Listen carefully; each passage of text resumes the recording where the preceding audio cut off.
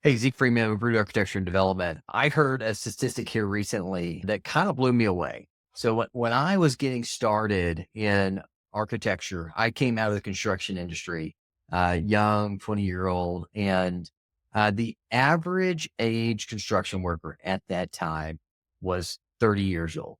Today, the average age skilled construction worker is 42 years old.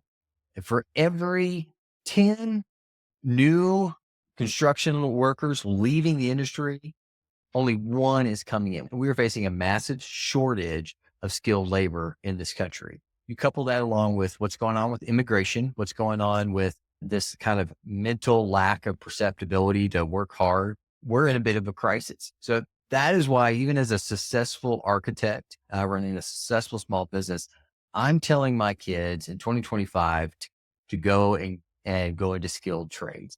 I want to show a couple of quick charts to maybe consider if you're coaching your kids as a realistic look at what's the return on investment, especially with today's cost in education is. You can see when I started working in architecture in 2025, there was a gap between skilled labor, the blue, and architecture. Compare that to any white collar job of maybe $5,000 to $10,000. And as each section here, I did a 5-year and a 10-year comparison. Slowly that grew. And you can see the cost of education for that was, maybe 2 or 3 times. So, you had to make a pretty good investment. This pretty accurately reflected what I ended up spending in my architectural education. And you can see the return did pay off, and especially paid off if you went and started your own small business. So here we are in 2025 and look at this chart. So the educational cost for skilled labor versus what it costs to get that same architecture degree today is almost 10 times what it was. And you can see how that starts to diminish because the gap between what we're paying skilled labor and what we're paying an architecture career. Just for reference, to get through your architecture degree, when I took my architecture, I went through a bachelor's degree that took 4 years and a master's degree that took 2. So 7 years of education and then 3 years really of internship in between this gap. And you can see this gap is smaller and smaller.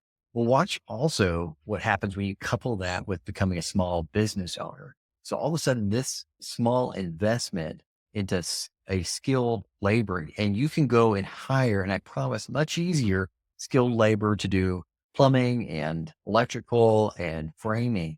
And look at that return on investment of what a small business owner, not just a wage earner, can start to earn. So that's to me is the secret sauce. It's the power.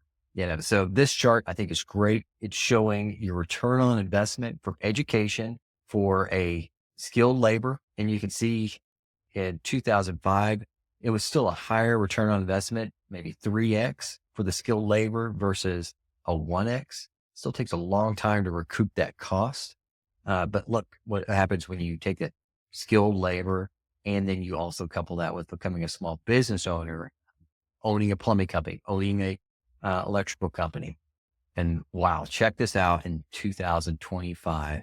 The return on investment for skilled labor today is off the chart versus architecture or other white collar jobs. We just have such a shortage and such a need, and supply and demand is driving up wages and the potential to be able to earn. So as a parent, that's what I am doing. I'm encouraging our kids to, invest in things that require them to do a little bit more harder work with their hands versus their mind, because I believe there's a gap coming and it's there right now. So you can have a stronger return on investment for skilled labor.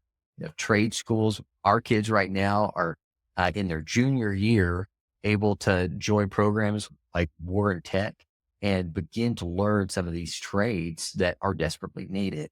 Things like welding, car mechanic, airline mechanics, all of those skilled trades are in high demand.